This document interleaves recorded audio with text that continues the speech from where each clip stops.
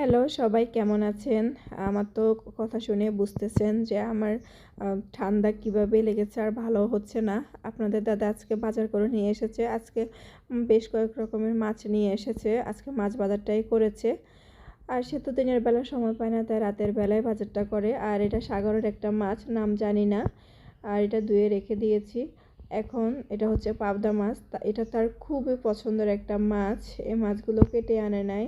আর এখন তো রাতের বেলা আমি কাটতে বসলে তো আমার আরও বেশি ঠান্ডা লেগে যাবে, তাই এখন আর এগুলো কাটবো না, এগুলো ধুয়ে রেখে দিব। পরে দিনের বেলা কেটে নিব আর কি, সময় করে। সবসময় সে মাছ কাটিয়ে নিয়ে আসে, কিন্তু যে মাছগুলো কাটতে চায় না ওইগুলো তো আর সম্ভব না, তাই আজকে এগুলোও কাটতে পারে না। সে বলতেছিল, আমি চেষ্টা করেছি যাতে মাছগুলো কেটে নিয়ে আসার, কিন্তু এই মাছগুলা ওরা কাটতে চায় না, কেন জানি না। তারপরে এখানে নিয়ে এসেছে বাটা মাছ, এটাকে বাটা মাছই বলে থাকি। এই বাটা মাছটা এত মজা লাগে রান্না করলে, অনেক সুন্দর একটা ফ্লেভার আসে রান্না করলে, আর খেতেও অনেক মজা।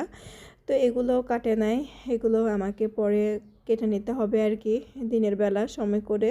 আজকে যদি সুস্থ থাকতাম, শরীর ভালো থাকতো, তাহলে কিন্তু আমি রাতের বেলায় বসে কেটে রেখে দিতাম।